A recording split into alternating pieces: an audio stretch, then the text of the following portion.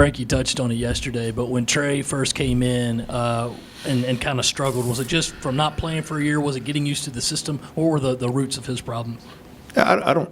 If you remember the first game he played, he actually played pretty good.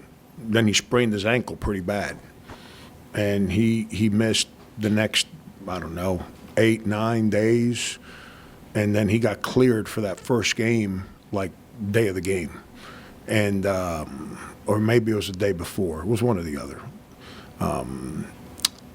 And he just overcame major knee surgery the year before, and now he gets hurt again, and that does stuff. That does stuff to your psyche. I don't care who you are, Superman. I don't care. And you get hurt, there's a question mark in the back of your head about your body. And as you're starting to feel good, you get hurt again, that question mark gets a little bigger. And, he's had to deal with that. But he's playing a lot better right now. It's, he's understanding how to play in a different system than he played in for 4 years. Doesn't mean that we're right and they're wrong. It's just we play differently. That's the beautiful thing. You hear me talk about this all the time. If you watch the NBA, most teams defend the same way and most teams play offensively the same way. I think that's pretty darn boring. That's just my opinion. That's why I gravitate to watching San Antonio and Golden State, teams that play differently. That's why I gravitate to them. Not to root for them, just to watch them play. When you watch college basketball, you got Virginia, you got how we play, you got how Georgetown used to play. It's about different styles and teams, and the rules defensively aren't put in a way so you can showcase individual players. It's about having to play united, connected. So there's different ways of playing, and he was trained differently than the way we play, offensively and defensively. So he's trying to learn, and he's not like freshmen that they know there's 3 more years to continue to learn. There's a different mindset that goes into the pressure internally. I'm speaking to you about him. There's a clock that's ticking in his head that says, I got to get this right, man. I got to get this right. I don't have next year. That's a different component to the pressure that a young kid, I call him a grown man in the huddle because he's getting close to being a man. But at the same time, in our system, he's a kid. And so. But I'm proud of Trey. I need him to be better on ball screens. I'm just telling you the truth. I need him to be better defending ball screens. But he's really, really starting to play better. Here's a different question that I thought of late in the night. It's different than yesterday. I'm sure you and I were both staring at the ceiling at the same time. This is what came to me. It was a little over a year ago when you signed Brian. As you look back on that now, how much your roster would be a little different, right? Keyshawn probably wouldn't be here. I don't know about AJ. How do you look back on that and what's transpired since that time with your program? AJ would have come because we were actively recruiting him, and we needed a point guard, combo guard, whatever you want to call it. We needed that. Keyshawn's the one that probably wouldn't have come because if Brian would have been declared eligible, I wouldn't have had a scholarship, so Key wouldn't be here. But that's the way it works. Bruce Shingler on my staff had done an unbelievable job in building a relationship there. And his high school coach and I we're not like beer drinking friends back in the day, but we've known each other for a long time. And so we had some inroads there. And he was being recruited. He was going to make a decision late. And he was actually, when Brian got deemed that he would not be cleared, Key was actually on a visit to another university that same day. So, I don't recruit kids or families when they're on visits. I'm not one of those. I was almost said a word I shouldn't be saying here, but I'm not one of those overly intelligent coaches that text and call kids while they're visiting other schools. I don't do that. And I don't let anyone on my staff do that. Yeah, I probably would have gotten in trouble if I would have said the word. But I would have felt better. I would have felt better because now I feel like I'm being a little phony to you. But, you know, we got word to his high school coach, like, hey, this just happened. So whenever he's done on his visit, you know, let him know that we're in. And when he completed his visit, his dad called that next day. Actually called Sunday night, if I remember correctly. And his dad lives in Atlanta. And we, you know, now that we were in a place where it was full go from our standpoint, they were full go from a visit standpoint. And they visited right away, and they loved it, and away we go. But, you know, Brian, by the way, I don't know if you guys track him. He's really playing well. And for all the geniuses that said he's not an NBA guy, I'm not talking about the guys in this room. I'm talking about all those NBA experts that show up to the combine and judge people based on 24 hours. You know, I can't wait for Brian to play in that league and say some nice things to those guys. Frank, after the game and just probably the last couple of days, fans and viewers on Twitter, I know you try to avoid all that, but they talk about how they just sense a spark with the Frank Martin team when it comes out of that second, you know, the second part of the year when you get into conference play. Aside from the strength of schedule, what else would you kind of credit that to? Health and time. I don't know why it's so difficult for folks to understand that if you're hurt, you're not going to get better. You know, especially with freshmen, especially on a team that's got 9 new faces. C.D. Keita broke his wrist his freshman year. You guys remember that? It did not impact our team one bit because we had a bunch of guys that had been through it, and they didn't get hurt. But if you remember about that team, we were off to a great start. I had to suspend Sin. We had to change how we played without Sin.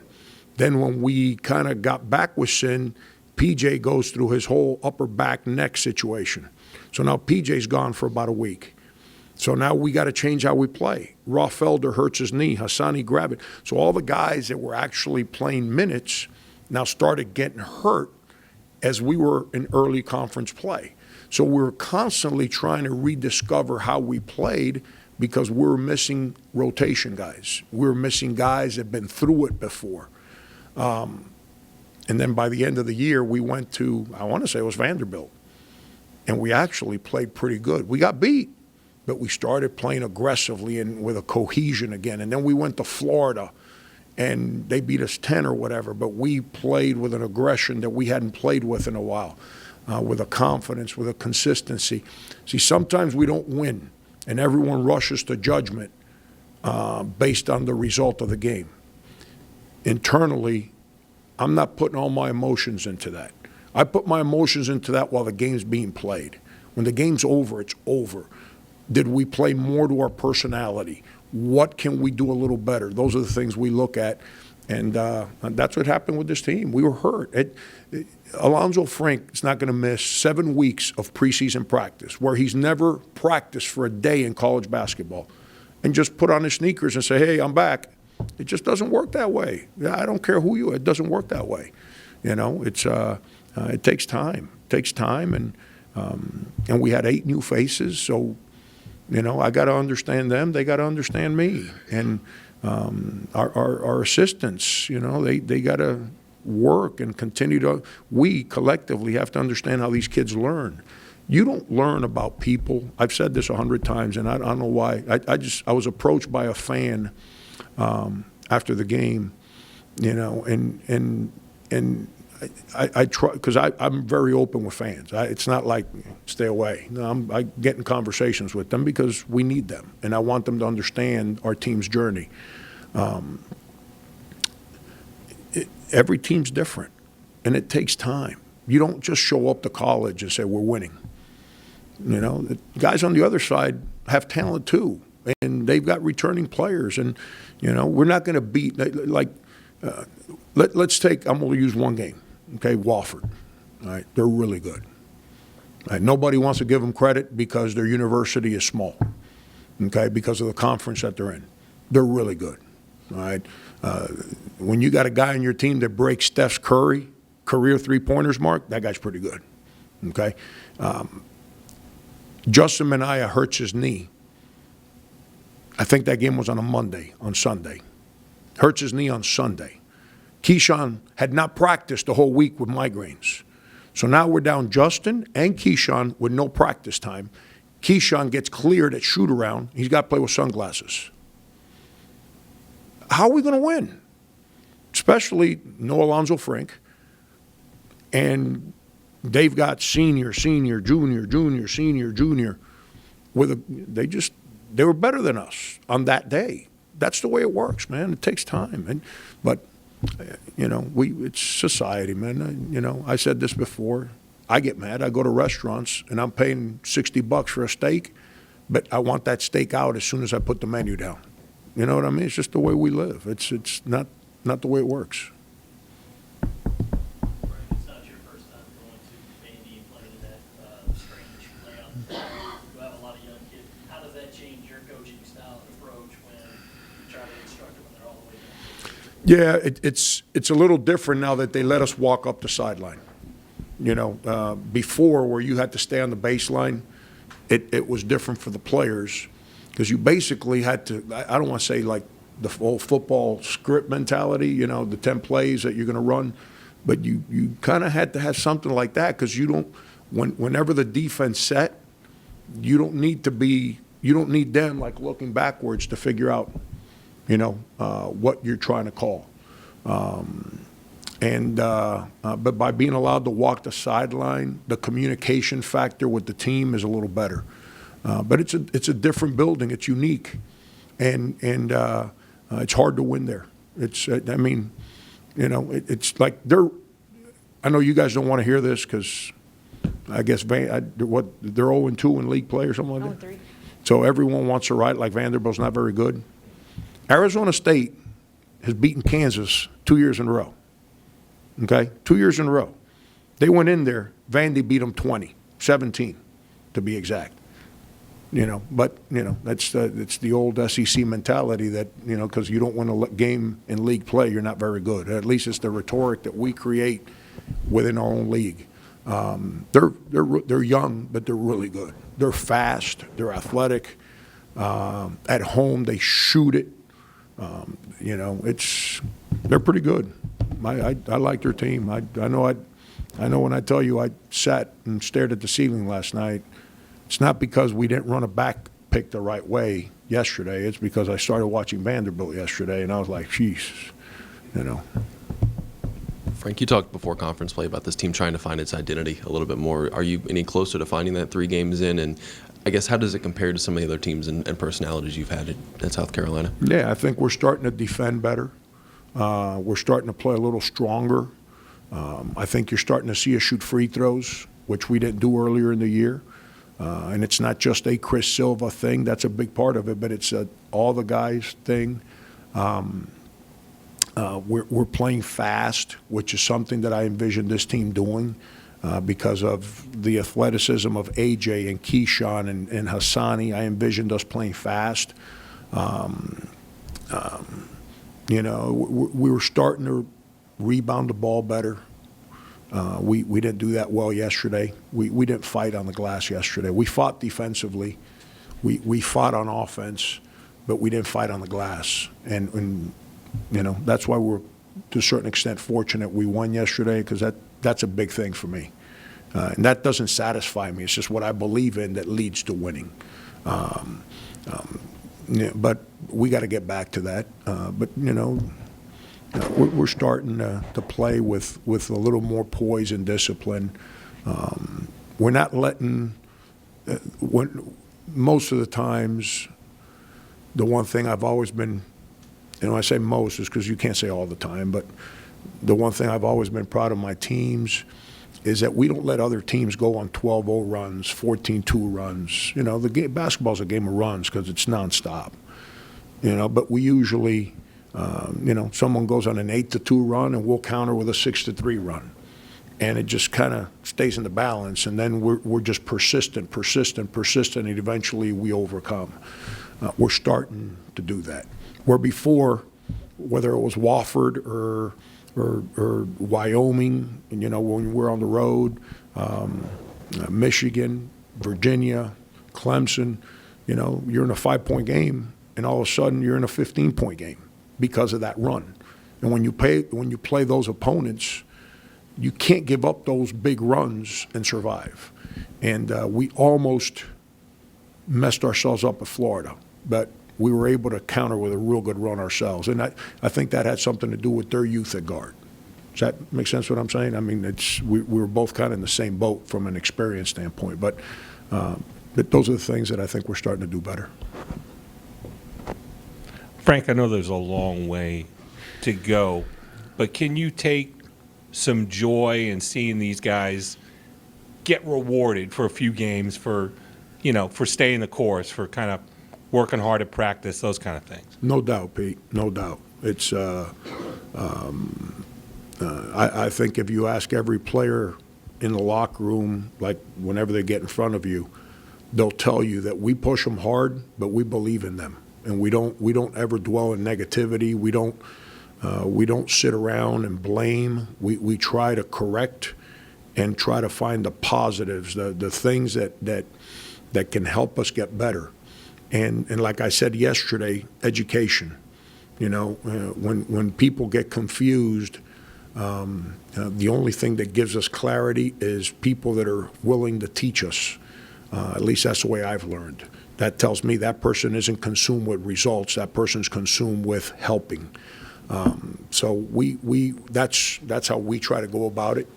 I thought we were close in the Virginia game. Going into Virginia, I thought we were close to who we could start becoming as a team. Then we lose Kotsar. And now you play no Kotsar for 3 games in a row.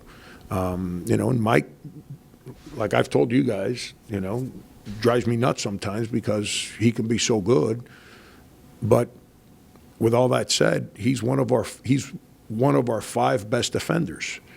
And not having him out there against teams like Virginia, I think Brad said that, I don't know which one of you guys were in here for Brad, but Brad and I are friends, and he told me that they asked him some questions about our team, and he said, they're missing 3 starters. What do you expect? You don't just lose 3 starters and play Virginia or Clemson and play the same way. It just doesn't work that way. But yes, long answer to your question, yes, because those kids, they work, they believe. You know, Keyshawn, AJ, Alonzo, they're going through it for the first time. They haven't run away from it. Mike, Chris, Hassani, you know, to see them as upperclassmen playing well collectively, and being comfortable with who they are to where they can now start asking others to do things better. That's what it's about. For me, that's what it's about. Pete, let's be honest. 20 years from now, they're not sitting there saying, well, the winningest coaches of all time, John Wooden, Mike Krzyzewski, Frank Martin. I'm not going to be on that list, nor do I want to be on that list. But 20 years from now, I'm sitting on a couch somewhere, and one of these guys calls me and says, hey, man, just checking in on you. That's what it's about for me. Frank, there's a press conference later today to discuss the logistics of the NCAA tournament. When a city or community hosts the hosts the tournament, especially one that, you know, is doing it from year to year, does it solidify their image or their reputation as a basketball hotbed? And I was just wondering what you think about maybe people not familiar with the basketball history of Columbia, the teams that have played here, the players, the high school kids that have come out of here. Can it elevate the standing of the community as a basketball hotbed? I would hope so, Rick. That's why, you know, Ray was so aggressive with pursuing that bid.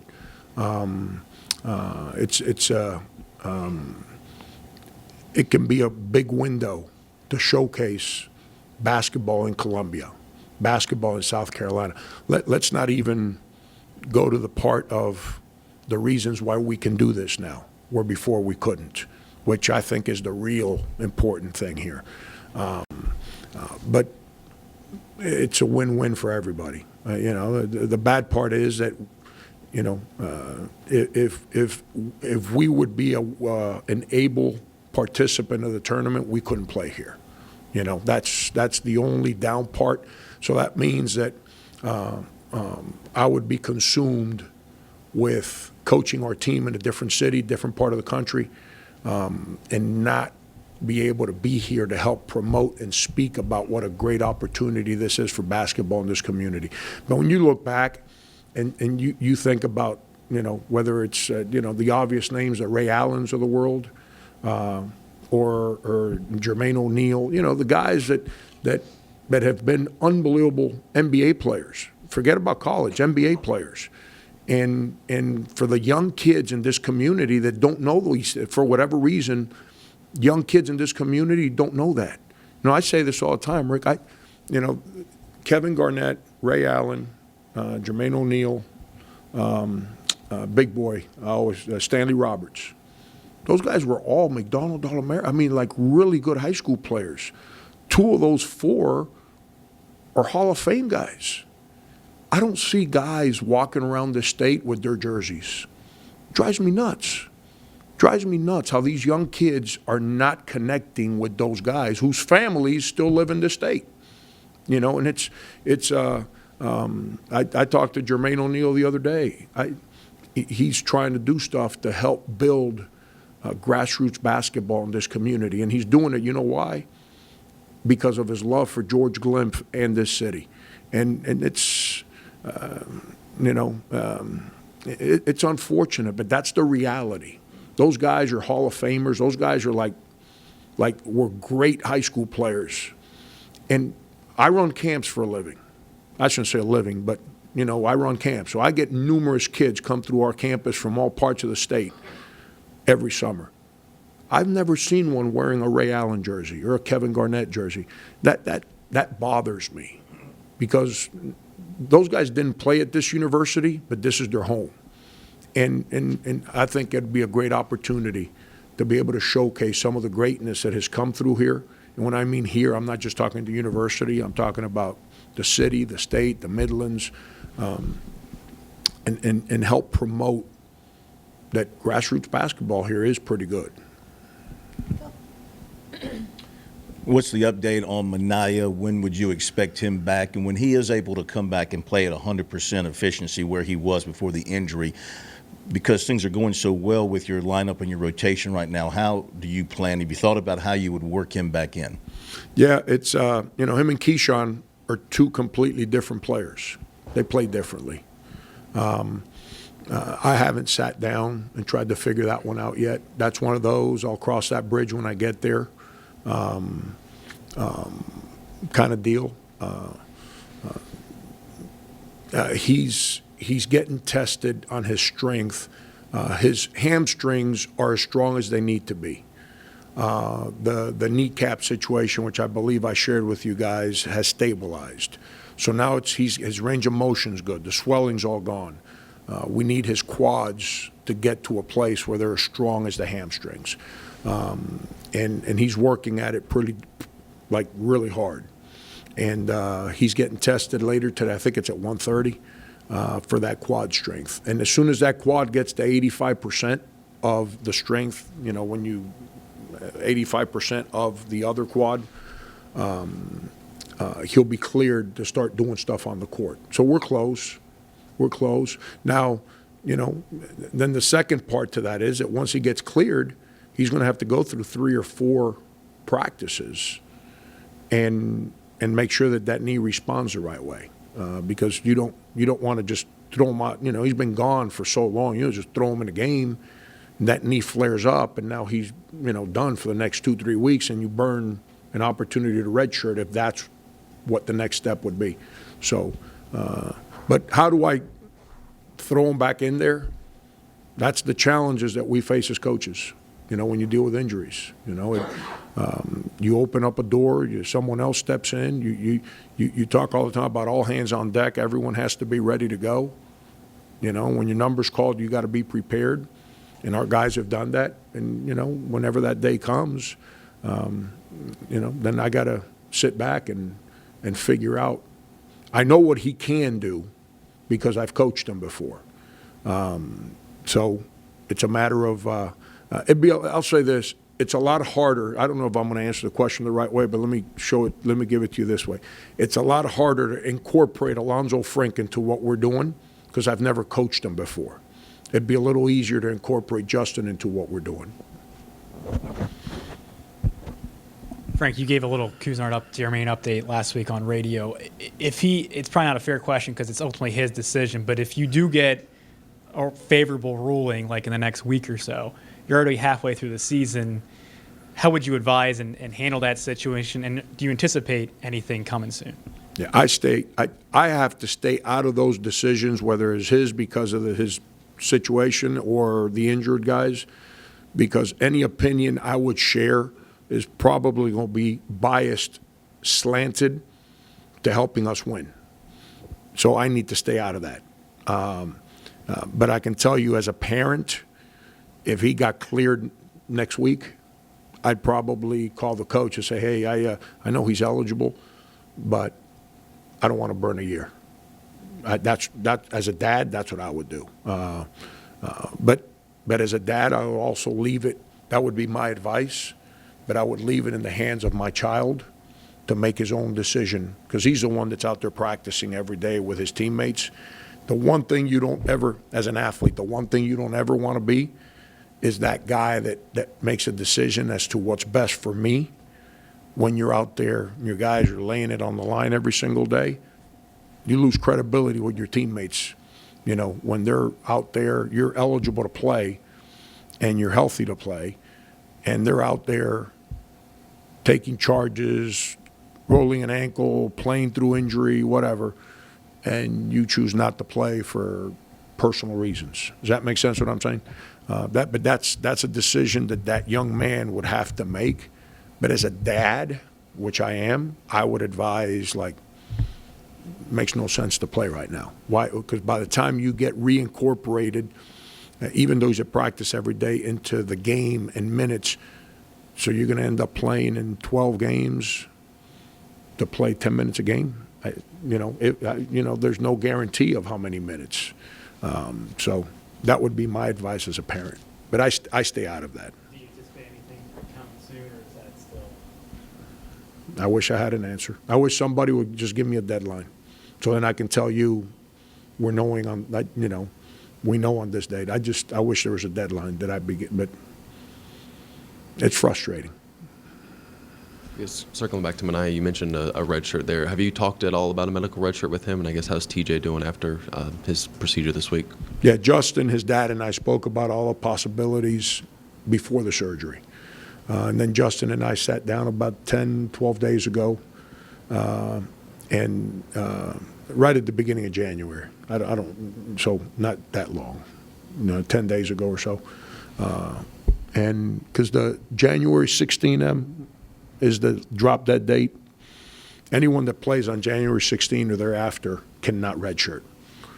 So he was consumed with, well, I'm a little behind schedule, my knee's still a little swollen, January. I said, why are you worried, man? So you get cleared January 15th and you go out and you play, and on January 18th you play a game and your knee swells up at night and now you're out for 3 weeks. You're in the same boat. Why are you worried about it? Just don't worry about it. Get yourself healthy, practice.